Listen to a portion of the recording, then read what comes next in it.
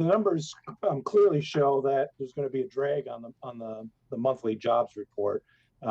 We have a story up on the terminal right now that shows economists are saying we could see a hit of as many as 500,000 U.S. jobs in the coming months.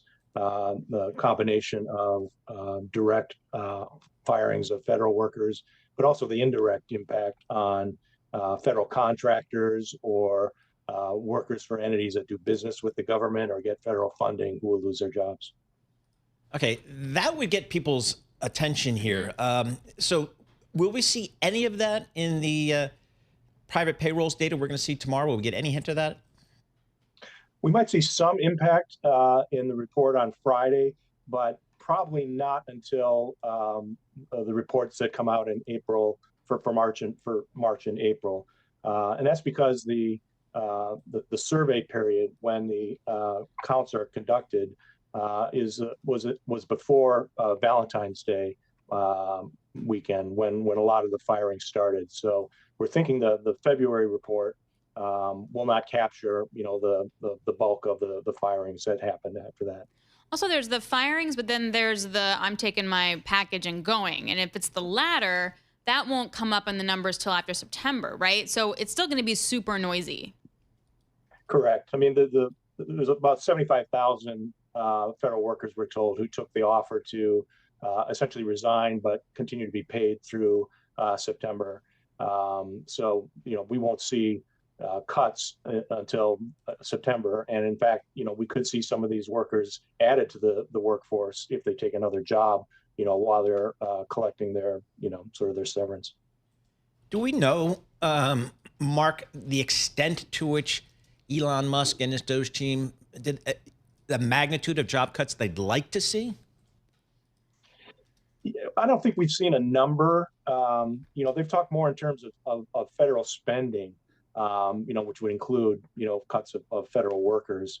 Elon Musk has talked about trying to cut $2 trillion of federal spending, which would be, almost impossible to do unless you really got Social Security and Medicare and the military, because that's where the bulk of the spending is.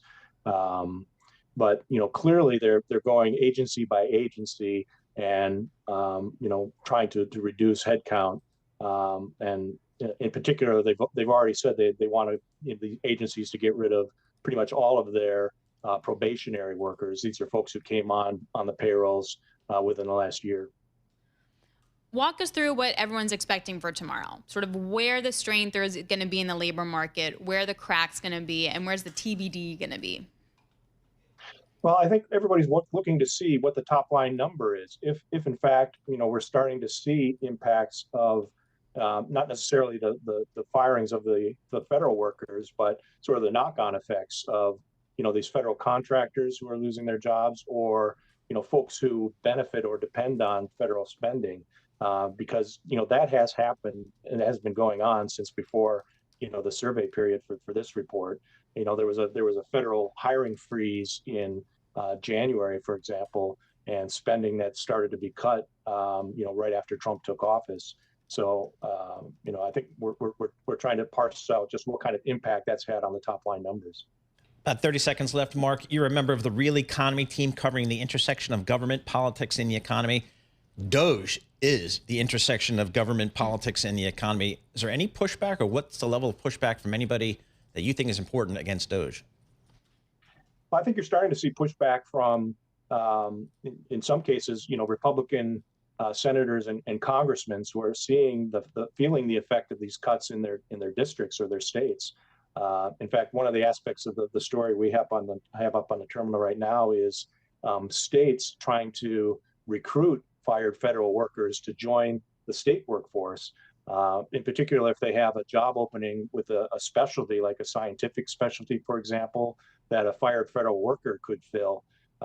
So, some of the pushback, I think, is being seen as an opportunity for some of these states to maybe bring some of these federal workers, particularly if they have an expertise, into their workforce.